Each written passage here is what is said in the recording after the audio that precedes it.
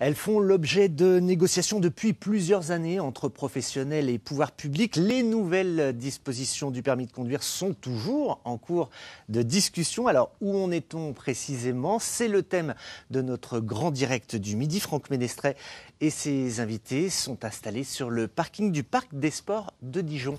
Bonjour Franck, c'est à vous. Bonjour à tous, bienvenue ici en direct de Dijon. La réforme de la loi Macron votée ce soir à l'Assemblée. Dedans, il y a un point précis, celui qui concerne l'évolution du permis de conduire. On en parle tout de suite avec mes invités. Je vais les présenter. D'abord Jean-Benoît Roidor, moniteur de l'auto-école Ligne de conduite ici à Besançon.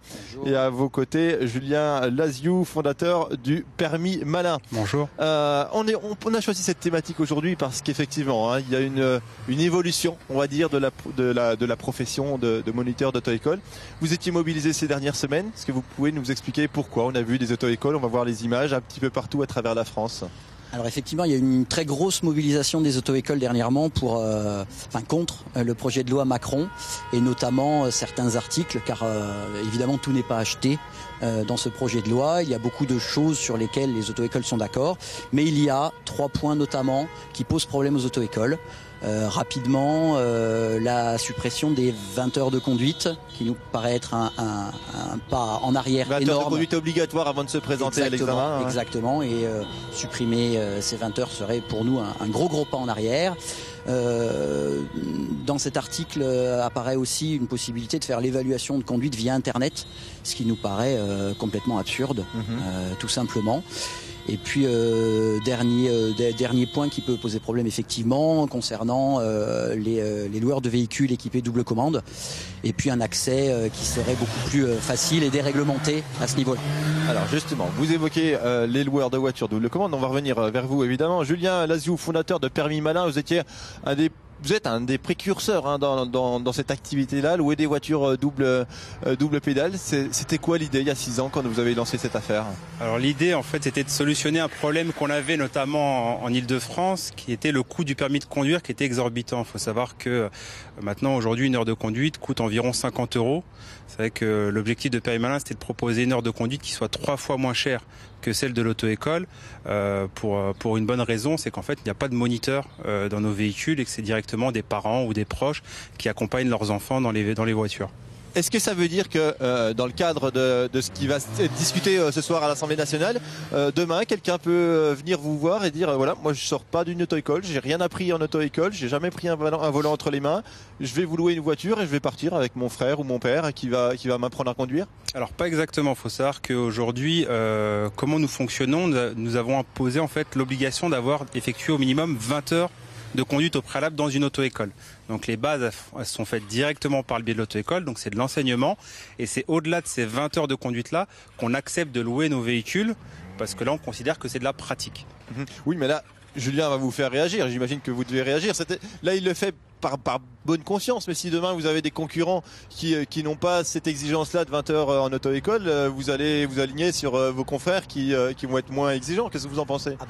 Très certainement, on imagine bien que si on déréglemente complètement toute cette partie-là, il y a des personnes qui vont s'engouffrer là-dedans, et tout ça va être au détriment de la sécurité routière et des élèves. C'est-à-dire que sans formation, on ne peut pas imaginer mettre des enfants sur la route, car ce sont encore des enfants à 16 ans, 17 ans, 18 ans, 19 ans, on est encore très jeunes. On ne peut pas accepter que ces enfants soient mis en circulation en n'ayant pas eu une vraie formation réalisée par des professionnels. C'est-à-dire que le gros problème... Pas professionnels? Ils sont professionnels dans le fait de louer je vais pas dire un mobilier urbain, mais un élément qui va permettre de se déplacer, mais derrière, dans tout ce qui va être la pédagogie, dans tout ce qui va être l'accès à un certain nombre de comportements, la compréhension de la route, ils n'ont pas été formés pour ça. Oui, mais c'est pour ça qu'ils aimeraient bien, Julien, je crois que vous aimeriez bien, vous, avoir cette possibilité de former des accompagnants, justement. Alors en fait, c'est surtout ça, c'est que sur le fait, en fait, du point de vue d'une formation obligatoire, on ne sait pas pourquoi on doit passer nécessairement par le biais de l'auto-école. C'est-à-dire qu'on veut, en fait, obliger l'accompagnateur à se former directement dans l'auto-école.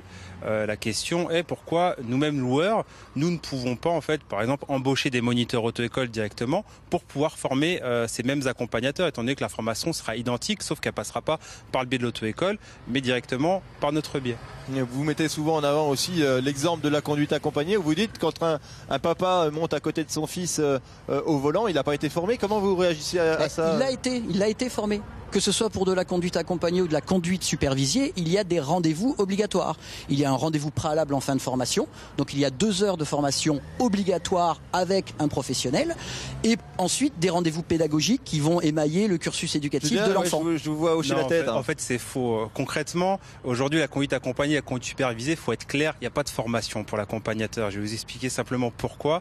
Parce que, en fait, on exige au minimum dans les rendez-vous que monsieur vient de parler, on exige la présence d'au moins un des accompagnateurs. C'est-à-dire que si le jeune demain décide d'être accompagné d'une autre personne que celui qu'il a désigné à l'auto-école, il peut le faire. C'est-à-dire que s'il veut pas plus conduire avec son père et veut aller avec sa mère qui, elle, n'a jamais suivi ces rendez-vous-là, c'est totalement possible. Donc au final, c'est nul pour moi, il n'y a pas du tout de formation. Et faut savoir que ces personnes-là, qui sont dans la conduite accompagnée ou la conduite supervisée, sont exemptées. En fait, ils sont exonérés aussi de formation dans nos véhicules directement, donc dans des véhicules munis de double commande. L'argument pris, Jean-Benoît, vous l'entendez, cet argument? Je l'entends, mais il faut savoir que les accompagnateurs qui se sont concernés par ce système de conduite accompagnée ou de conduite supervisée, ce sont des personnes qui vont vouloir aller au bout du projet, qui accompagnent leurs enfants et qui ne laisseront pas leurs enfants partir comme ça avec n'importe qui. On parle, oui, de la maman, du papa ou du grand-père. À chaque fois que la personne va s'engager dans cette démarche, c'est une véritable démarche d'accompagnement. Et rien ne les empêche, et on a très souvent le cas, sur des rendez-vous pédagogiques où on a plusieurs accompagnateurs qui sont présents. Mais ce n'est pas une obligation, c'est bien ce que je viens de dire. Ça veut dire que si demain un autre accompagnateur se désigne de venir dans les véhicules et qu'il n'a pas subi la formation, il peut totalement le faire. Mais l'enfant qui sera lâché avec son accompagnateur aura eu une formation complète au départ. Il y a une vraie formation qui aura été faite à la base. Par contre, c'est pas la même chose que de prendre la voiture et sortir avec. Non, sur ça on se rejoint. C'est pour ça qu'en fait, nous, ce qu'on demande, en fait, c'est que il y ait, en fait, c'est-à-dire qu'on part sur le principe, en fait, qu'à partir de 20 heures de conduite, on puisse donner la possibilité à un apprenti de pouvoir conduire avec son père ou sa mère sur des véhicules double commande. Merci beaucoup à tous les deux. Voilà. Pour l'instant, en région, vous n'êtes pas trop présents et on va suivre en tout cas attentivement ce qui va se décider ce soir à l'Assemblée nationale. Merci beaucoup.